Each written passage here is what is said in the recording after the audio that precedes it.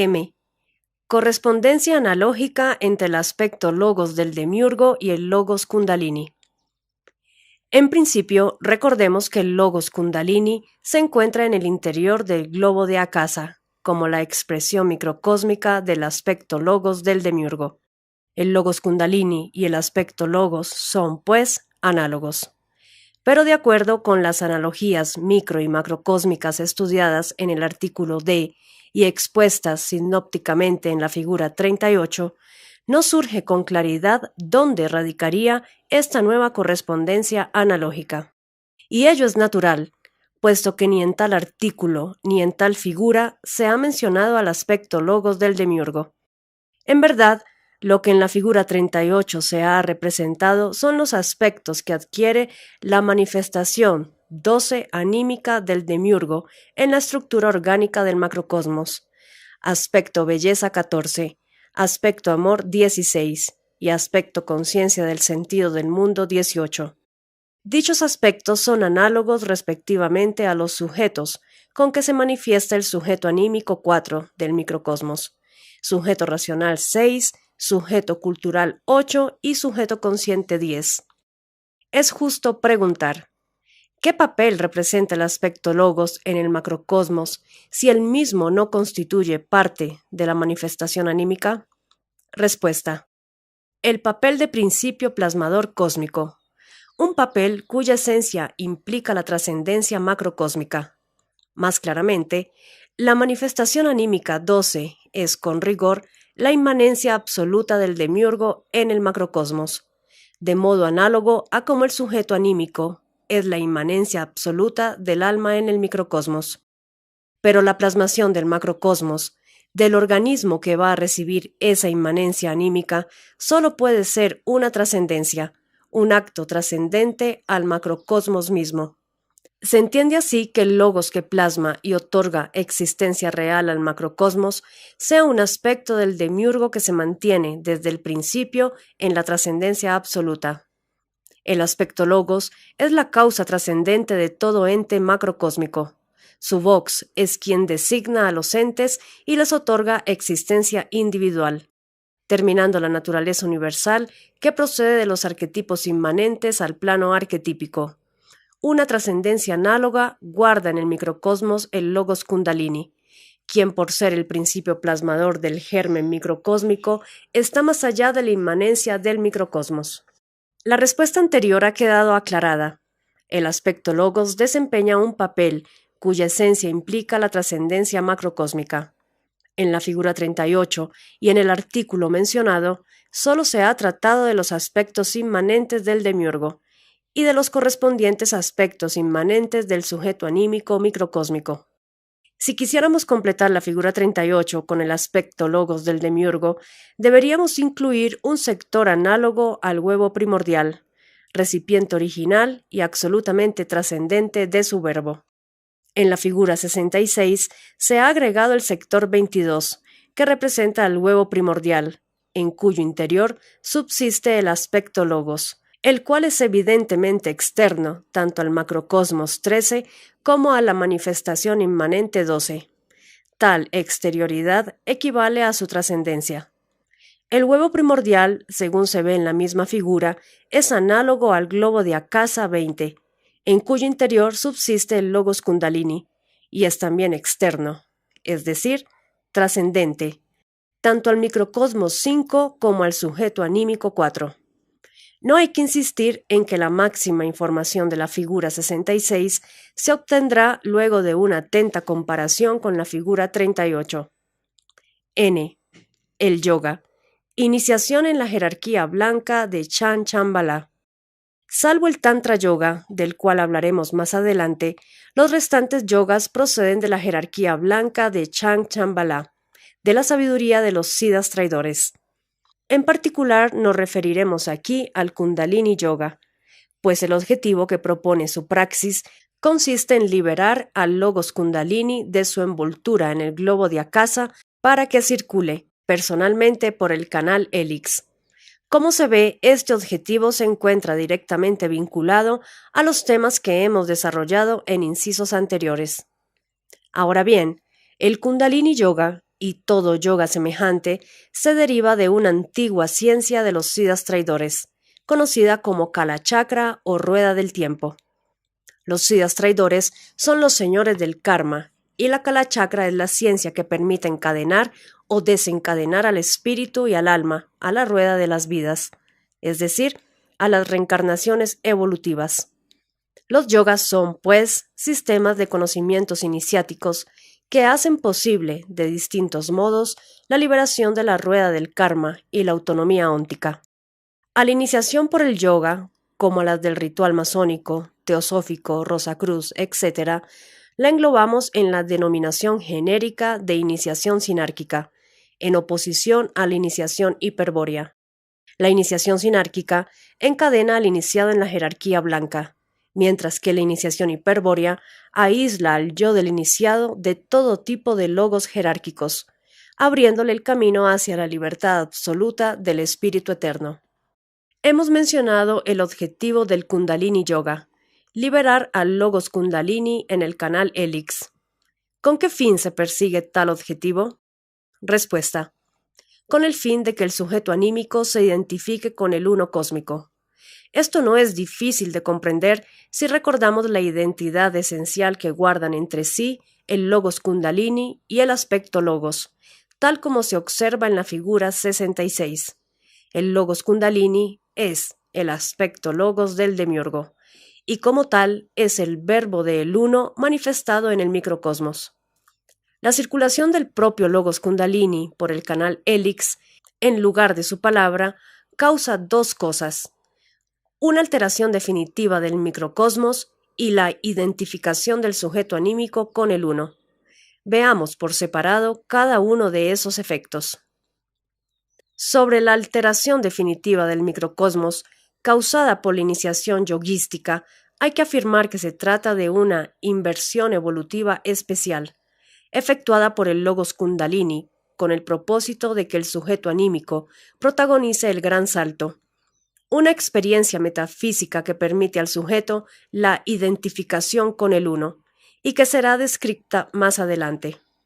Ahora, hay que enfatizar que la mencionada inversión evolutiva nada tiene que ver con la experiencia del retorno al origen que propician las vías secretas de liberación de la sabiduría hiperbórea.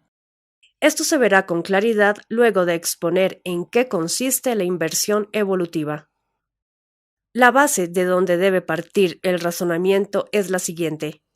El sujeto anímico, librado a su proceso evolutivo natural, progresa hacia la entelequia Manu de acuerdo con los grados de la escala de la figura 44.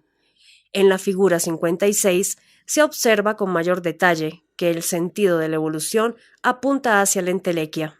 Pero, ¿qué es la entelequia sino el principio puesto como finalidad, es decir, el arquetipo universal propuesto como perfección final? El principio y el final de un proceso evolutivo son idénticos.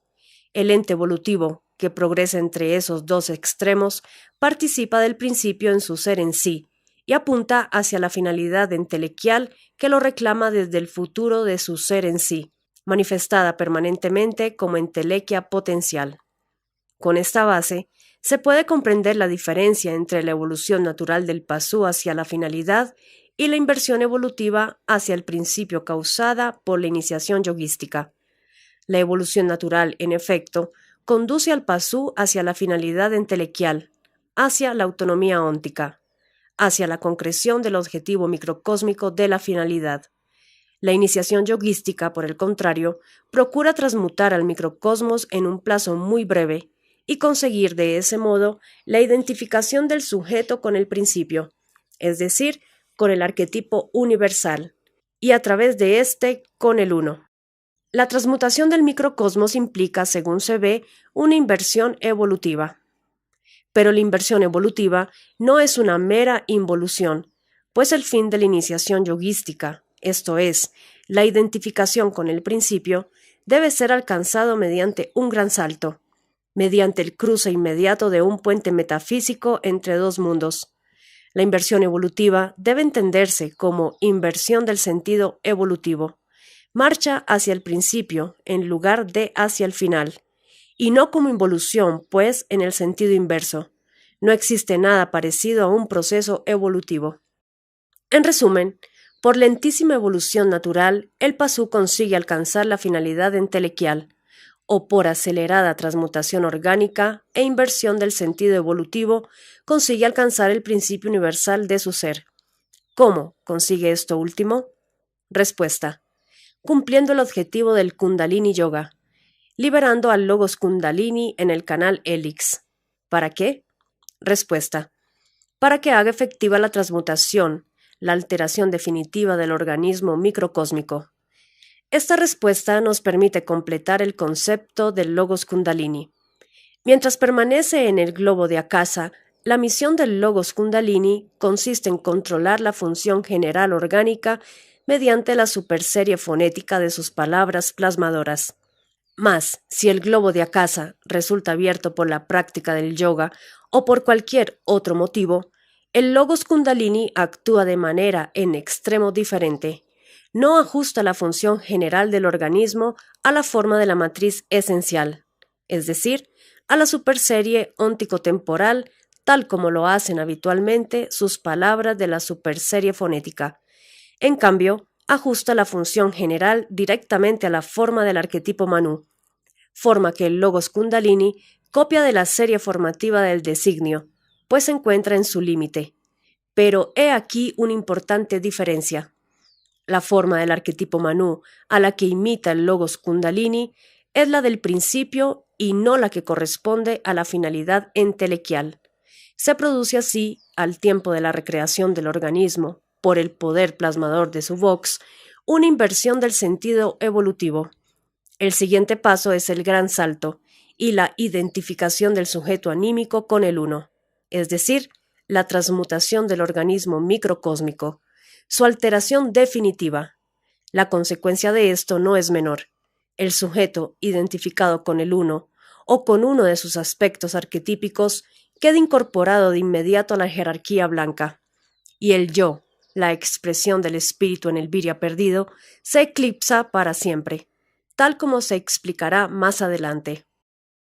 El Logos Kundalini ajusta la función general del organismo microcósmico a la forma del arquetipo Manu que existe en el extremo del principio de la serie formativa del designio. El organismo resulta así recreado y transmutado definitivamente. Nos falta ver aún cómo realiza el Logos Kundalini esta operación de transmutar el microcosmos. Para explicarlo de manera simple, destaquemos que en el acto de transmutación concurren dos principios fundamentales, el principio del arquetipo Manu y el principio del designio serpiente. Tomando en cuenta estos dos principios, observemos la figura 56. La utilización del principio del arquetipo Manu equivaldría a que el Logos Kundalini se situase en dirección paralela al eje TT y observase hacia el plano arquetípico por el canal Helix. Se comprueba de entrada, reparando en la escala gradual de momentos progresivos, que tal disposición implica una inversión evolutiva. El Logos Kundalini se propone ajustar la función general a la forma del principio del arquetipo Manu. Ello equivale a suprimir, en la figura 56, la distancia que separa al pasú, microcosmos potencial, del arquetipo Manu, es decir, entre la esfera inferior y la esfera superior, eje TT. Tal supresión significa analógicamente el gran salto, un salto que según se ve evita el camino de Helix. Es evidente, pues, que el ajuste entre el microcosmos y el principio del arquetipo Manu elimina la serie óntico-temporal que existe sobre la función continua Helix, porque la misma función continua ha sido salteada durante el gran salto. El principio del designio serpiente es utilizado por el Logos Kundalini para ajustar el microcosmos al principio del arquetipo Manu. ¿Qué significa esto? Respuesta: que el Logos Kundalini se reviste con la matriz esencial del designio serpiente, cuando las valvas de la concha se abren y su poder plasmador queda liberado en el canal Helix.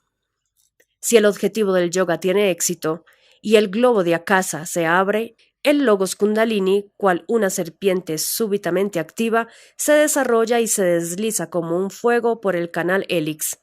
La matriz esencial del designio serpiente contiene todas las matrices funcionales que rigen las leyes de la energía, y ello le permite ir ajustando todas las funciones particulares de los órganos a las formas originales del principio del arquetipo Manu.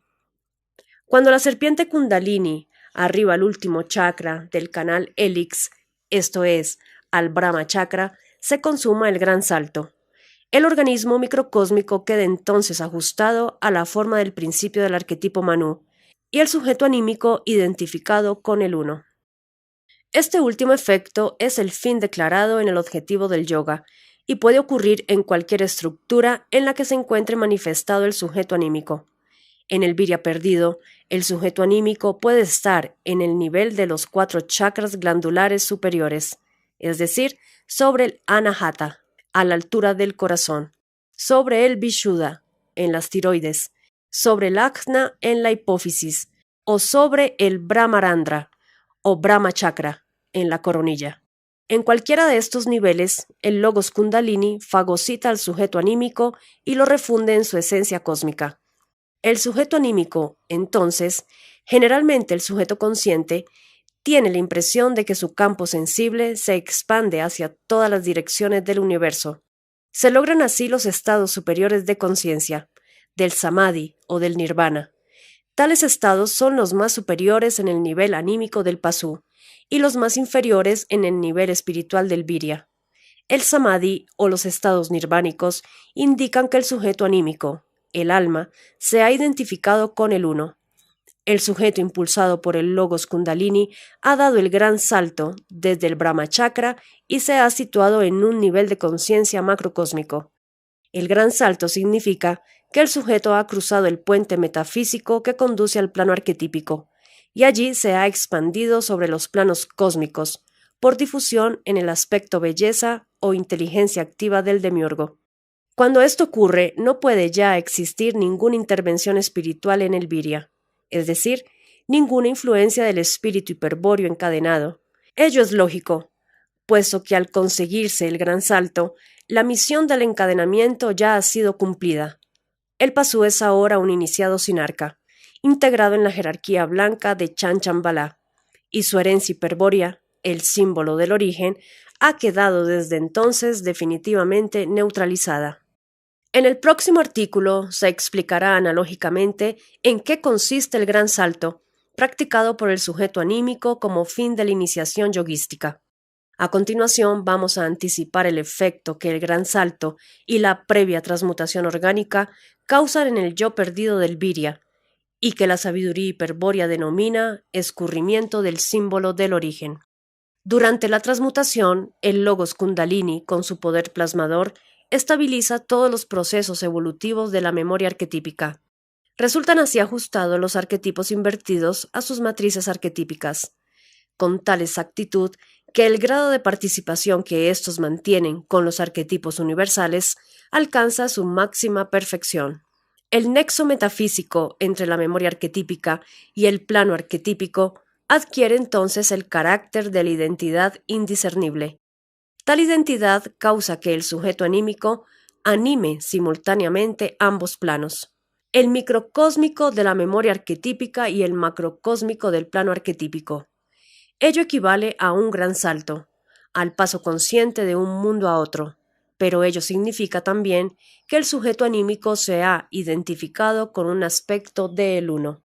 Ahora bien, el espíritu encadenado, de acuerdo a lo estudiado en la primera parte, se manifiesta como yo perdido, en el seno del sujeto anímico consciente, por reflejo del yo infinito en el símbolo del origen. ¿Qué ocurre con el yo perdido, con la expresión del espíritu eterno, cuando el sujeto consciente realiza el gran salto y se expande en el plano arquetípico? Respuesta: el eclipse definitivo del yo. A partir del gran salto, ya no existirá ninguna manifestación del espíritu en el microcosmos, por causa del escurrimiento irreversible del símbolo del origen de la memoria de la sangre del virya. El escurrimiento es la culminación estratégica de la clave genética de los siddhas traidores.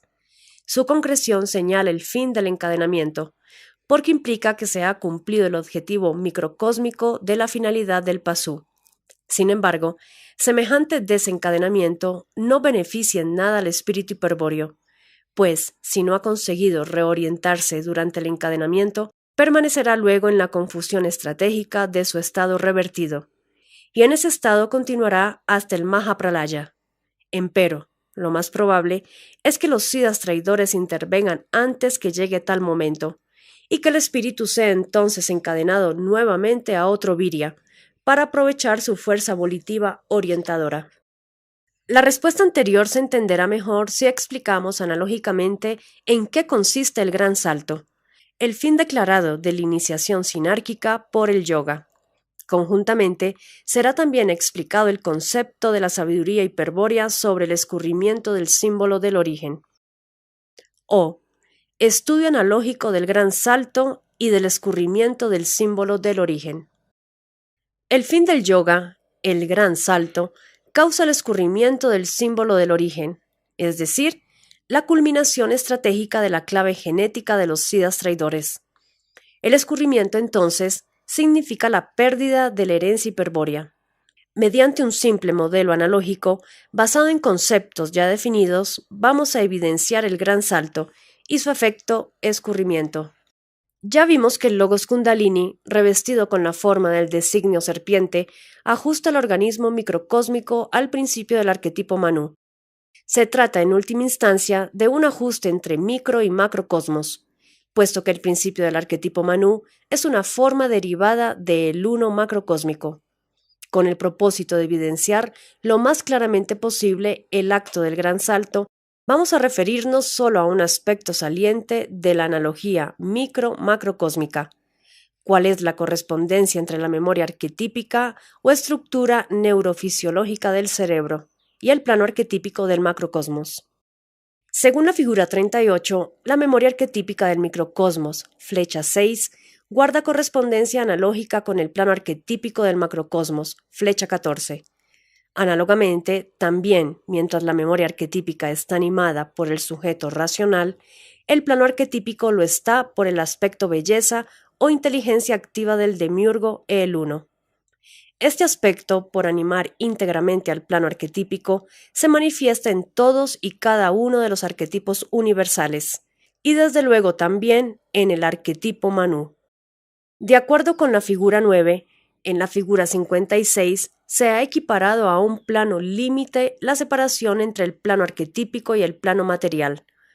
Asimismo, en esta figura y en las 44 y 45 se ha representado una escala gradual de momentos progresivos que permite medir el proceso evolutivo desde su iniciación en el plano material.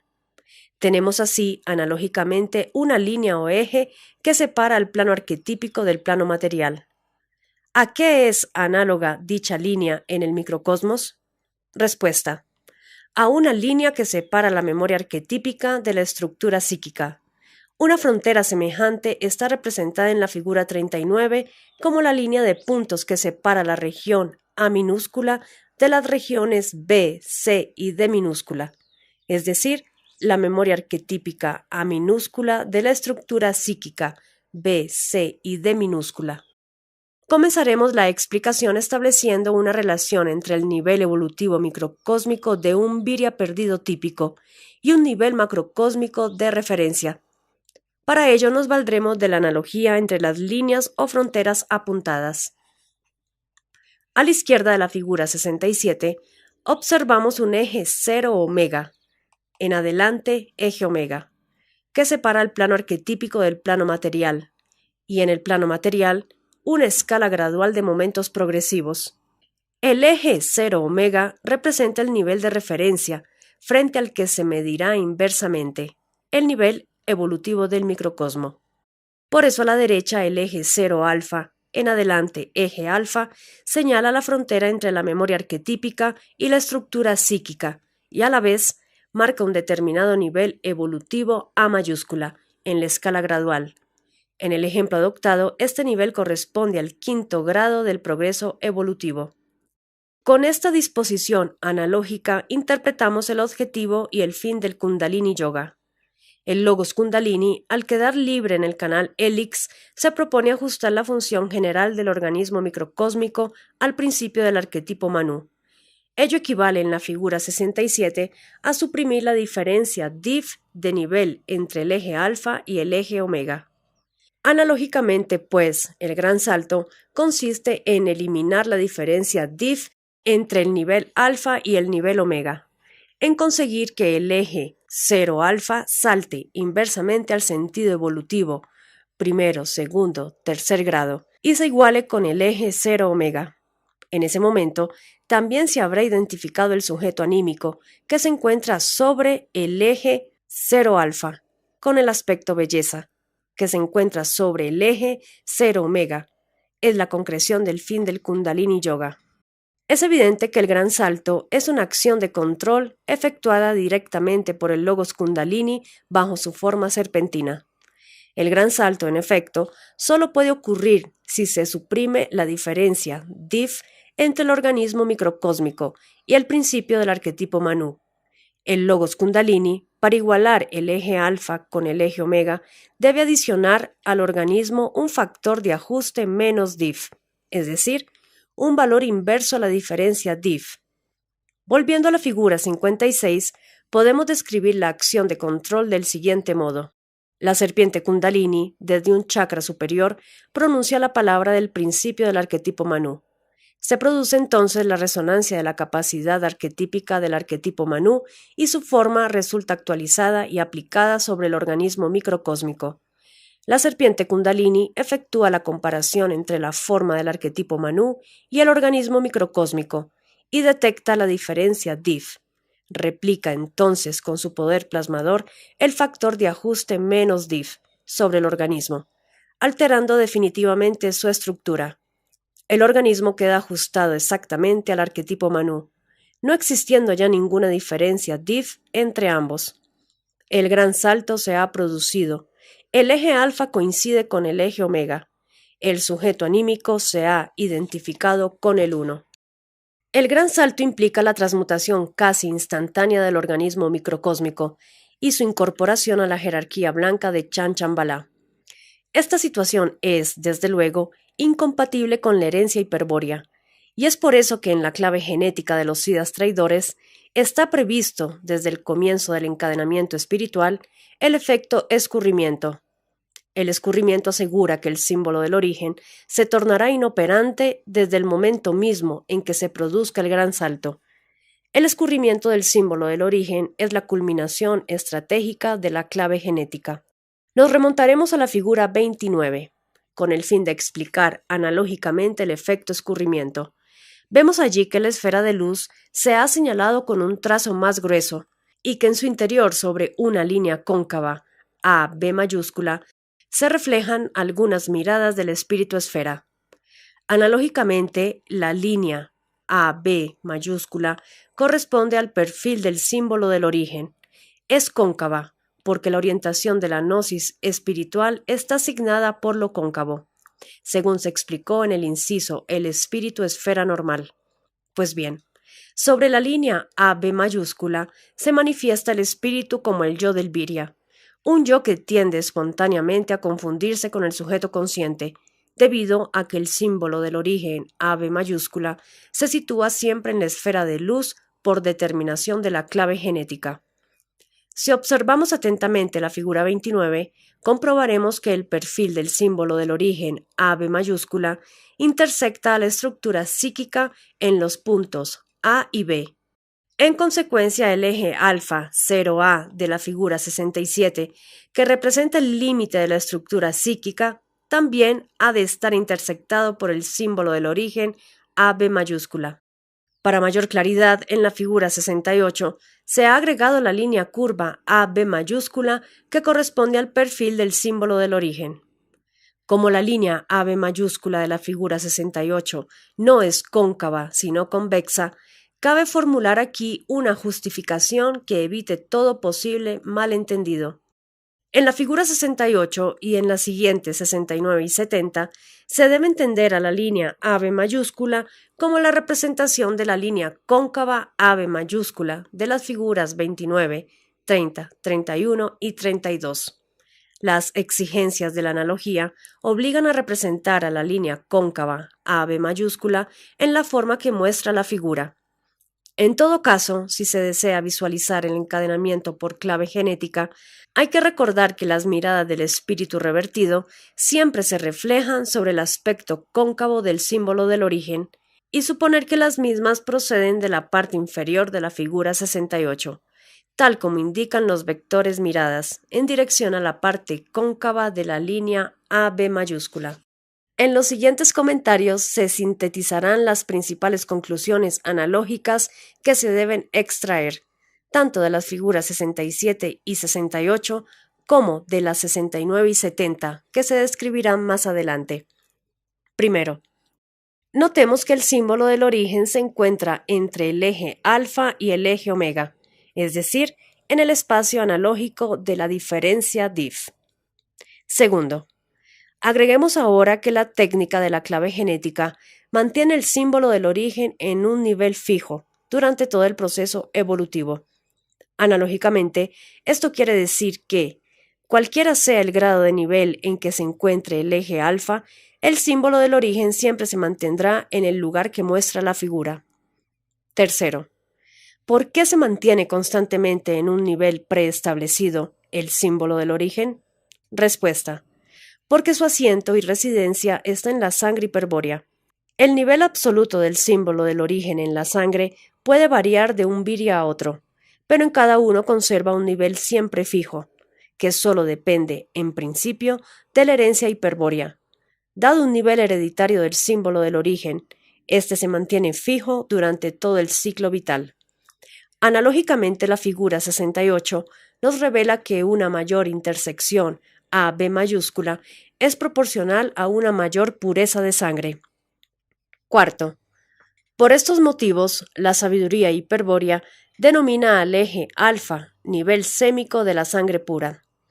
En la figura 69 comprobamos que estando el símbolo del origen fijado en un nivel preestablecido por la clave genética, una mayor diferencia diff entre el eje alfa y el eje omega implica una menor pureza de sangre. Esto es, a mayor ajuste entre el organismo y el arquetipo Manú, menor pureza de sangre. El nivel sémico de la sangre pura, el eje alfa, señala el segundo grado de progreso evolutivo. Es evidente que en la figura 69 el perfil AB mayúscula es menor que el interceptado en la figura 68, donde el eje alfa señala el quinto grado del progreso evolutivo. A menor diferencia diff, mayor ajuste, y también menor pureza de sangre, porque es menor el perfil del símbolo del origen intersectado en el límite de la estructura psíquica. Quinto, el espacio analógico de la diferencia diff, es decir, el espacio entre el eje alfa y el eje omega, la sabiduría hiperbórea lo denomina área efectiva de malla para un viria determinado o gran engaño. El área efectiva de malla es el campo de existencia del símbolo del origen como producto de la clave genética. Vale decir, el símbolo del origen solo puede existir en la sangre del viria, mientras exista también la diferencia diff entre el organismo microcósmico y el arquetipo Manú, mientras el organismo microcósmico sostenga un proceso evolutivo. Así, el símbolo del origen en la sangre y el encadenamiento espiritual consecuente son realidades propias del gran engaño, hechos que solo pueden ocurrir en el área efectiva de malla, la ilusión de lo real. En verdad, la percepción de la realidad como gran engaño es una experiencia subjetiva propia de los virias perdidos.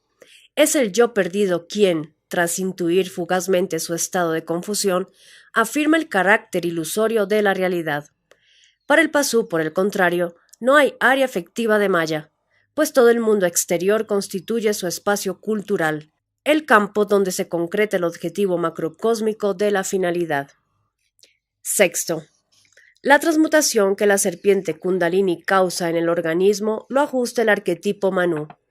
Queda entonces suprimida la diferencia diff entre el eje alfa y el eje omega, y el sujeto anímico se identifica con el uno. La supresión de la diferencia diff significa analógicamente la eliminación del área efectiva de malla. Pero de acuerdo con los comentarios primero y quinto, tal supresión ha de causar la pérdida del símbolo del origen, pues éste solo puede existir en el área efectiva de malla. y la pérdida del símbolo del origen ha de causar en consecuencia la definitiva extinción del yo perdido, el reflejo del espíritu eterno que se manifiesta sobre el mismo.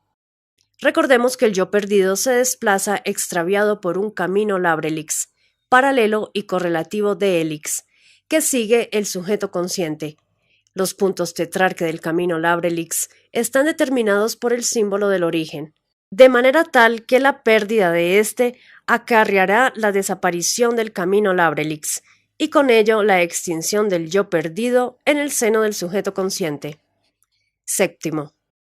Tomando como base las explicaciones y comentarios anteriores, vamos a definir aquí el concepto de escurrimiento del símbolo del origen. Si el sujeto anímico protagoniza el gran salto, el eje alfa adquiere el valor del eje omega.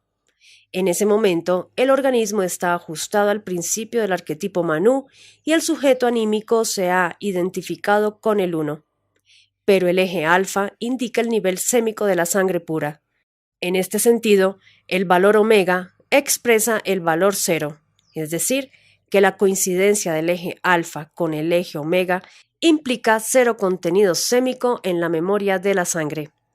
La sabiduría hiperbórea afirma que cuando el nivel sémico de la sangre pura alcanza el valor omega, ya se ha producido el escurrimiento del símbolo del origen. ¿Por qué? Respuesta: porque el símbolo del origen se mantiene en un nivel fijo, cuyo punto más bajo jamás alcanza el valor omega. Por lo tanto, si el eje alfa coincide con el eje omega, sería imposible que simultáneamente intersectara a la línea cóncava AB mayúscula. Esto puede comprobarse en la figura 70, donde se ve que, con un valor omega, el eje alfa está lejos de intersectar a la línea curva.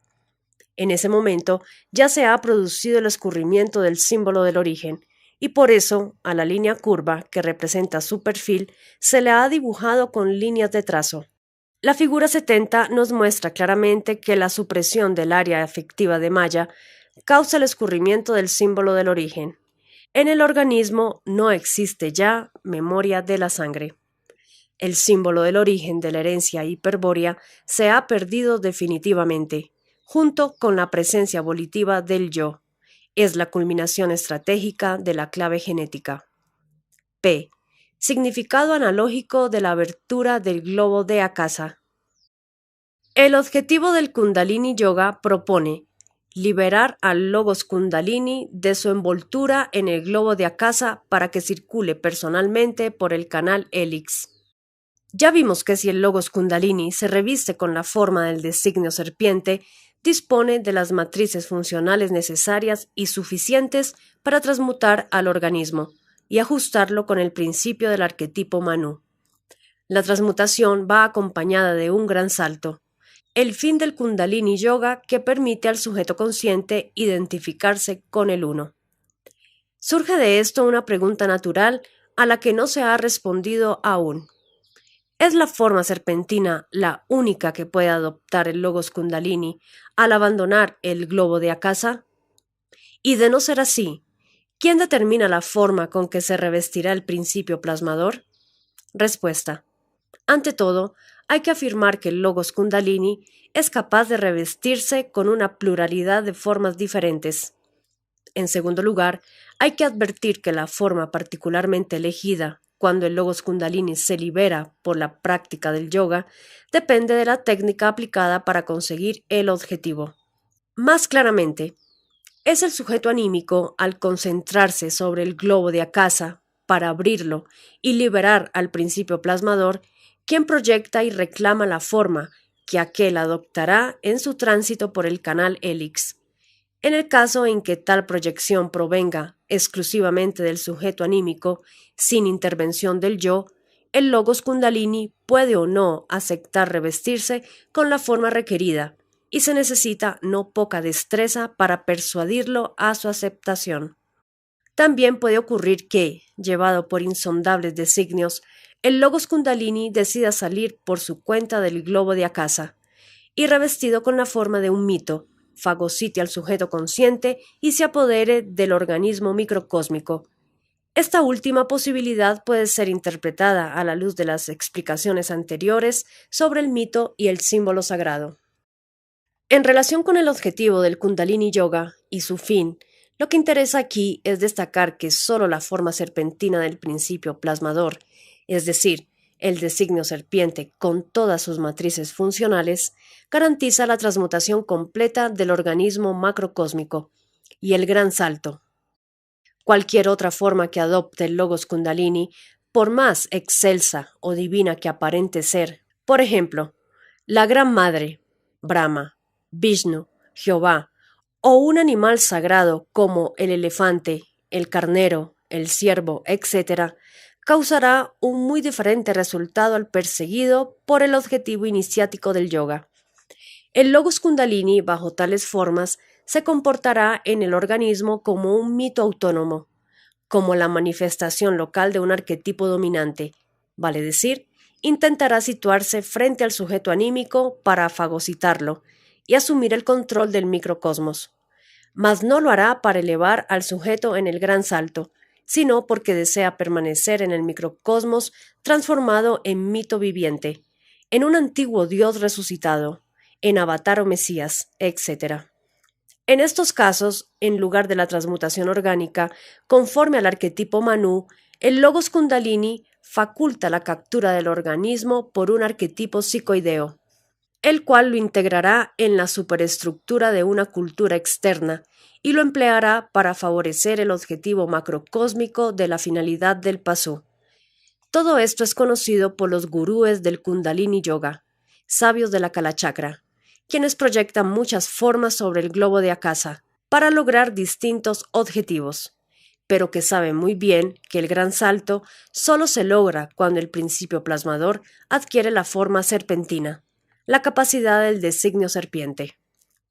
Todo cuanto hemos visto hasta ahora sobre el logos Kundalini y el Kundalini Yoga nos está demostrando que la abertura, forzada o natural, del globo de Akasa es un acontecimiento de la máxima importancia en el ciclo vital de un organismo microcósmico, toda vez que su ocurrencia tanto puede transmutar como destruir al germen microcósmico. Conviene, pues, conocer con más profundidad el carácter de este hecho.